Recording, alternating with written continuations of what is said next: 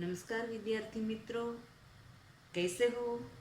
आशा है आप सब अच्छे होंगे और अच्छी तरह से अपनी पढ़ाई भी कर रहे होंगे।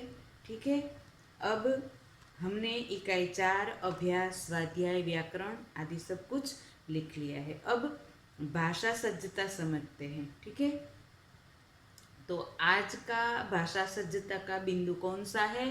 आज का बिंदु है कहावत। हमें कहावत के बारे में समझना है। तो सबसे पहले ये जानते हैं कि कहावत किसे कहते हैं, कहावत किसे कहा जाता है, फिर कहावत क्यों कहा जाता है, ये सब समझते हैं।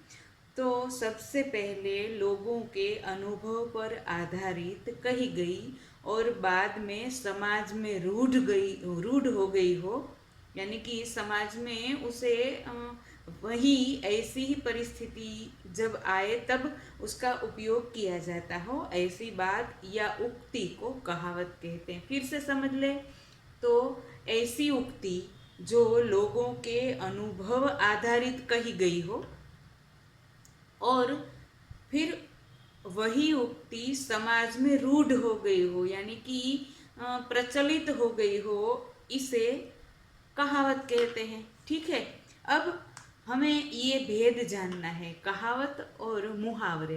तो मुहावरे है वह कहावत नहीं है। कहावत इससे जरा अलग है। बराबर है? कैसे? तो कहावत है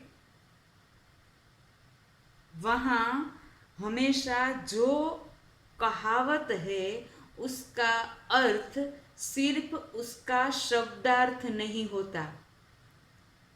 बराबर से समझ ले, कहावत का अर्थ सिर्फ उसका शब्दार्थ नहीं होता, उसके पीछे के अर्थ को, उस अर्थ को हम कहाँ ले सकते हैं, ऐसी बात कहाँ हो गई है, ऐसी घटना कहाँ घट चुकी है, उसी के आधार पर उसी के अर्थ को यहाँ हम कहावत में लेते हैं। ठीक है, जब हम कहावत आगे समझेंगे तभी हमें ये अच्छी तरह से समझ में आ जाएगा। बराबर से समझना। तो कहावत किसे कहते हैं, फिर से एक बार, तो जो उक्ति या जो बात ऐसी हो जो समाज में रूढ़ हो गई हो, प्रचलित हो गई हो, पहले उसका अनुभव हुआ हो ऐसी बात का, और फिर वही बात रूढ़ हो गई हो, ऐसी बातों को कहावत कहा जाता है, ऐसी उक्ति को कहावत कहा जाता है। ठीक है, अब इसी को भाषा सज्जता में समझते हैं। पढ़कर समझिए। तो रामजी भाई ने भैंस खरीदकर दूध घी बेचा और उसके गोबर की खाद से खेतों की उपज भी बढ़ाई। यह तो आम के आम और गुठलियों के दाम वाली बात हुई। तो आम के आम और गुठलियों के दाम, ये कहावत है। तो इस कहावत को यहाँ किस तरह से लिया गया है, किस तरह से हमें समझना है, यह देखना है। तो यहाँ रामजी भाई भैंस के दूध को बेचकर पैसे कमाते हैं, फिर भैंस की गोबर में से खाद बनाकर उसका भी उपयोग कर लेते हैं। भैंस का दूध है, इसका तो उपयोग करते हैं, फिर उसका जो गोबर है तो इसका भी उपयोग कर लेते हैं। भैंस को जो खाना खिलाते हैं, फिर खाना खाने के बाद उसका जो उसके शरीर में पचन होता है, पाचन होता है, फिर कचरा जो निकलता है मल स्वरूप में, उसे पशुओं के निकले कचरे को यानी कि भैंस गाय इसके निकले कचरे को गोबर कहा जाता है। इसी गोबर से क्या करते हैं, तो खाद बनाकर उसका भी उपयोग कर लेते हैं। गोबर से खाद बनता है और ये खाद बहुत ही अच्छा बनता है। खेतों में खाद डालने से क्या होता है, तो अधिक अन्न उत्पन्न होता है। खेत की फसल है जो अधिक अच्छी और बहुत सही मात्रा में उत्पन्न होती है।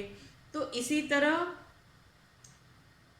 इस प्रकार दूध और खाद दोनों का उपयोग करके मुनाफा कमा लेते हैं।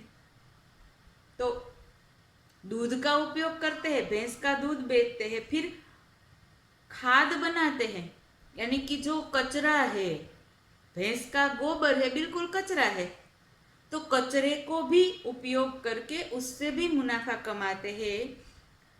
तो ऐसी कौन सी बात है जो इसी से मेल जोल खाती है?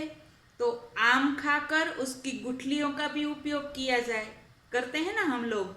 तो आम खाते हैं, फिर आम की गुठलियों को भी साफ करके उसको छील करके उसमें से गुठलियाँ निकाल करके उसका मुखवास बनाते हैं। तो गुठली जो निकम्मी चीज है फिर भी उसका उपयोग कर लेते हैं।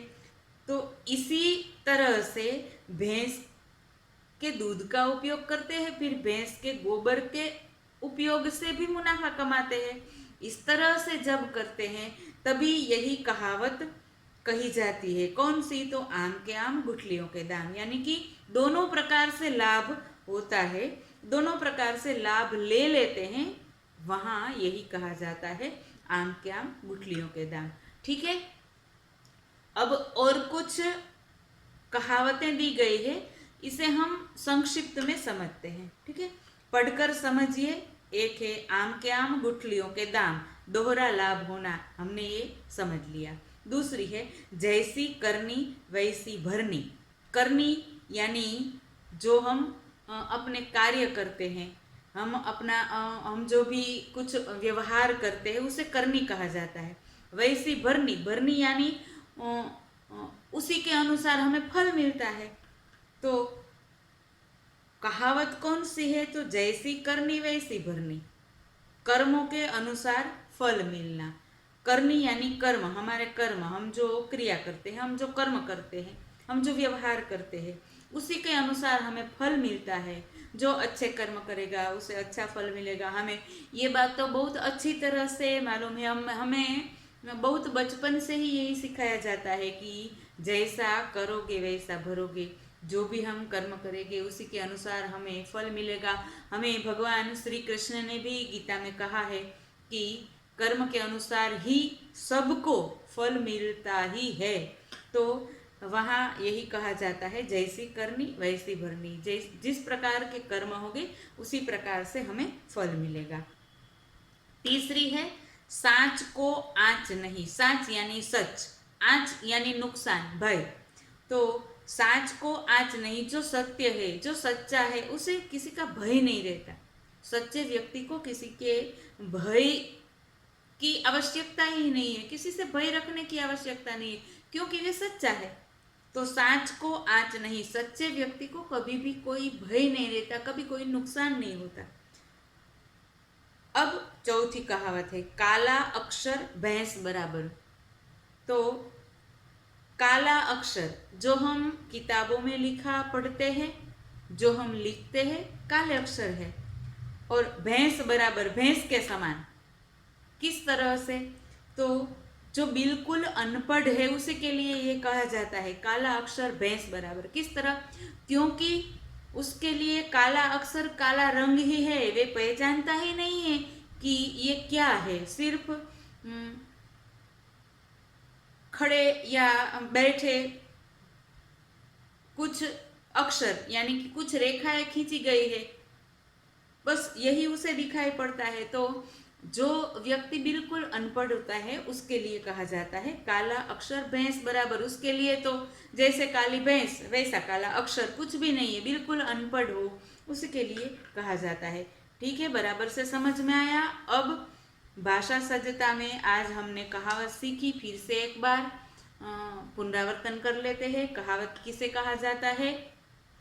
तो जब कभी ऐसा कुछ अनुभव होता है लोगों को, उस अनुभव के आधार पर वह कुछ उक्ति या कुछ बात कहते हैं, उसी बात जब समाज में रूढ़ हो जाती है, प्रचलित हो जाती है, उसी बात को कहावत कहा जाता है। और जब उसी के तरह प्रसंग होता है, जो कहावत है उसी के अनुसार जब कोई दूसरी बात बन जाती है, उसी के अनुसार दूसरी जगह वही उसके अनुसार ही कुछ होता है, वही घटना होती है, तब कहा जाता है इसी कहावत को जो हमने पहले इसका इस्तेमाल किया है।